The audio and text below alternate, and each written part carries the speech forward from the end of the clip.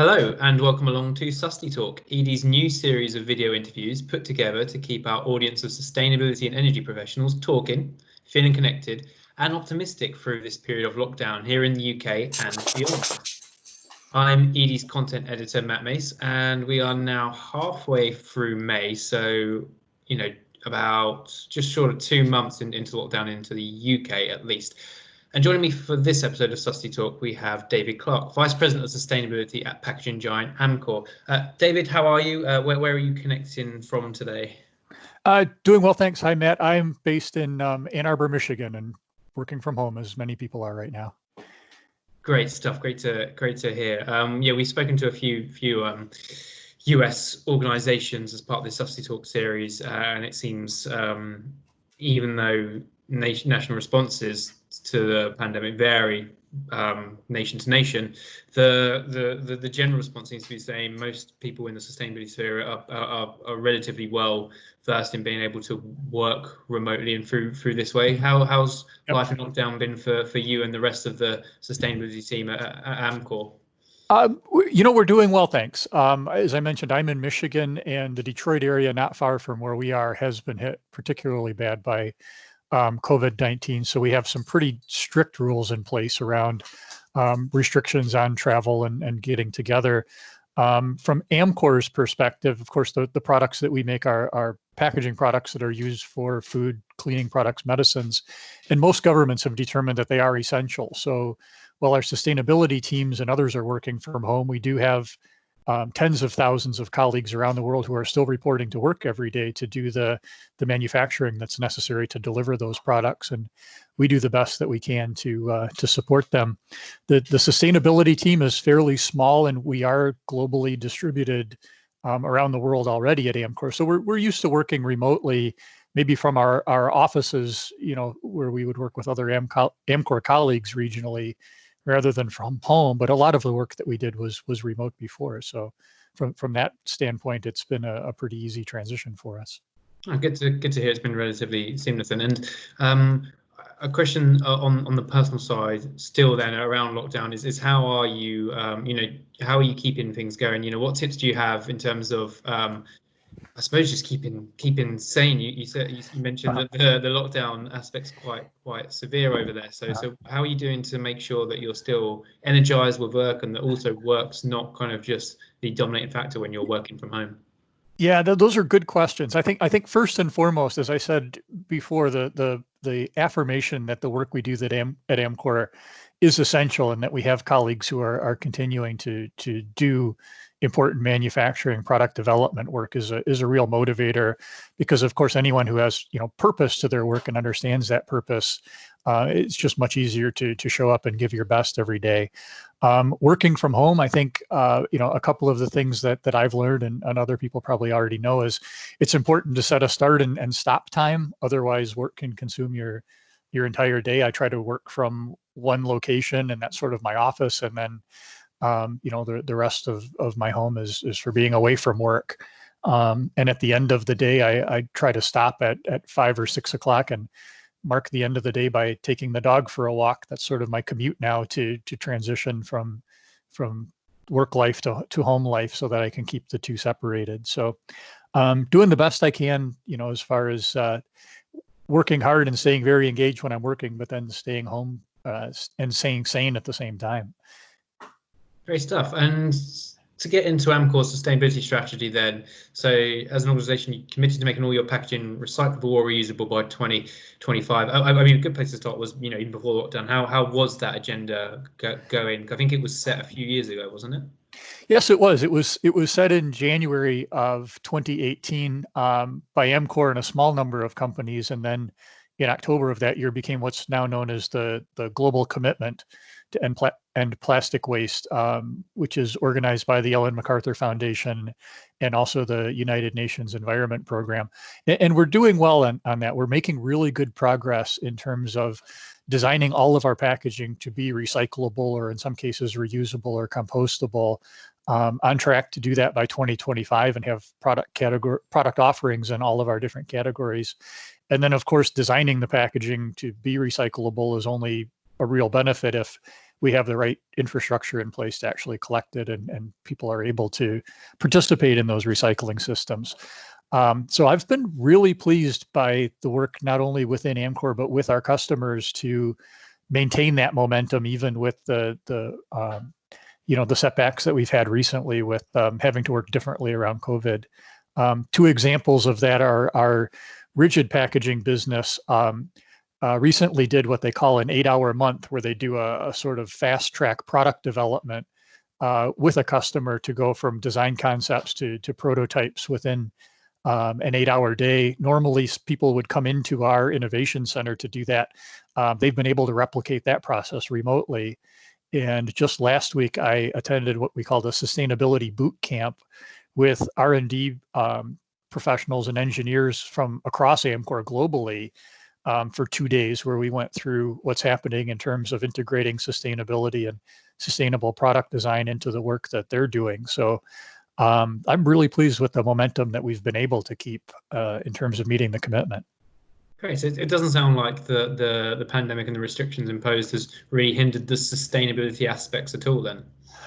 No, it's caused us to work differently and get creative sometimes, but when we can, we work from home or remotely, and when our engineers need to run product trials or tests, they're able to go into the labs or go into our manufacturing centers when needed, but maintain social distancing, use the right PPE, and do things so that they can maintain safety, but keep the progress going. Good to know. And in the UK, at least, I mean, packaging in the circular economy had been a massive focus. I mean, certainly the sustainability for the big focus. It was getting a lot of mainstream media attention, a lot of political attention, certainly around plastics in particular, and largely kind of pushed through consumer demand and the Blue Planet effect, which is obviously well versed. Do you see some of that demand somewhat easing as customers perhaps begin to prioritize health and hygiene over the, I suppose, the sustainability of packaging? And does that open a door for more problematic single-use items to start re-emerging? I'd say it does open a door. I wouldn't characterize it so much as a problem as an opportunity to create more balance in the discussion. I think what people are seeing is that packaging does play an important role in our lives, not just during times like this, but always, to be able to deliver products safely, to encourage supply chain efficiency, to reduce food waste, which can also, contribute to greenhouse gas emissions. So there's an important role that is being appreciated more today than maybe it was in the debate 6 months or a year ago. But I don't think that gives anyone the right to think that it's okay to cause plastic waste or certainly allow plastics to leak into the environment. And I think we need to move the discussion toward an and, not how do we eliminate packaging or eliminate certain materials, but how do we deliver what people need to live safely and reduce the environmental footprint that comes with good, responsible, well-designed packaging, but then also solve the end-of-life problems that we have today, and especially some regions of the world where there isn't good waste management. And I think we can do both. And I see the conversations shifting that way toward a more balanced approach. No, that's a very good point, actually. And on the end of life aspect, I personally wonder whether this will lead to a kind of different perception around reusable items, and whether that will become much more coveted by the public. They'll be much more confident in the hygiene aspect of perhaps a reusable coffee cup or bottle compared to kind of a shop brought or shelf purchased item. Do you see reusable products having their own opportunity as well? I think there are opportunities. We're still trying to understand where those opportunities may play out best. On one hand, as you're saying, that people who own their own coffee cups, for example, understand where they came from, the cleanliness, those types of things. What we're seeing in a lot of cases right now, though, is coffee shops are not willing to refill reusable containers that people brought in from outside because of their own hygiene issues. So we're going to have to work out the sort of new way of working with what we see today in terms of balancing the need for sanitation, the need for cleanliness, the need for not communicating potential contamination with the benefits that reusable packaging can deliver in some cases. So do you think this may slow the trajectory towards a circular economy, or I mean, it doesn't sound like it's going to end that trajectory, but it might just slow it down a little bit. It may slow it down a little bit in terms of the focus that some businesses have, certainly not Amcor, but others in terms of focusing on their main business, making sure that they can stay in business, because that's the first thing we need to do to make sure that things are sustainable. And I think governments also are number one, very focused today on the short-term necessities of keeping societies running and keeping people safe, as they shift toward focusing on how do we rebuild economies, how do we get things started again. I think there will be some real opportunities to accelerate toward circular economy solutions if we make the right investments and put the right systems in place. It's difficult today to tell how much of that will happen and how we make it happen, but I think we have to, be open for those opportunities and try to encourage them. No, definitely a lot of what ifs on the horizon, which is, I mean, it's exciting, but it's a nervous time It is. as well. And in terms of your horizon at Amcor, then, in terms of for the rest of the year, and I appreciate this question the answer to this question could probably change based on what the lockdown enables you to do. But what are your kind of priorities in terms of your sustainability agenda for the rest of the year? Yeah, I mean, you're right. It's difficult to think too far ahead right now in some cases, because we need to remain flexible and see which scenario. Certainly right now, our thoughts are focused on keeping our own employees safe in our plants, delivering the products that need to be delivered to our customers and consumers, and then also working within the communities where we operate to try to help fill gaps and contribute where we can there.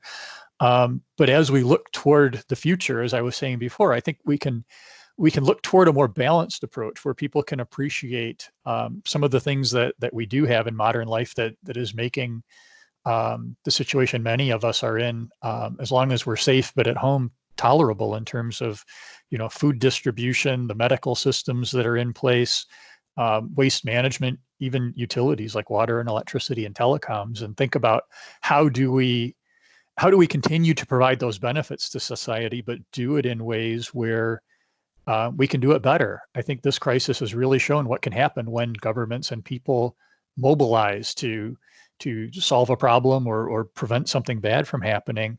And if we can link, the design of new products with the right infrastructure solutions, consumer behavior, which we've seen change dramatically in the last 8 to 10 weeks, I'm really motivated that we can, put together these different influences and come up with some really powerful solutions over the next year or two. Yeah, that's good to hear. Yeah, I think this has generally changed the perception that plastics isn't an evil material in that sense, and it does have a valuable role to play. I think it's just making sure it doesn't go too far and give it too much, or give some organisations too much leeway to start, promoting that single use, low value, don't worry about where it ends type approach, which is, it is part of a whole kind of systems approach, infrastructure approach as well. Well, yeah, that's exactly right. And what we want to do is create a strong circular economy for plastic packaging and other materials. And part of the necessity in creating a strong economy is that you need the materials to be able to flow through it and, find ways to make the economics work. Okay, David. Well, it sounds like you've got a lot on your plate right now, so I won't keep you any longer. Thank you for being a guest on this new series for us. So thank you for that. Yep. Thank you very much, Matt. It was nice talking to you. Great. And for everyone listening, thank you again for tuning in. I'm sure you'll see us again for some rather special episodes of Susty Talk, actually. We've got some heavy hitters of the political business world lined up, so hopefully you'll get to hear from them relatively soon. And in the meantime, stay safe, stay positive, and keep up the Susty Talk.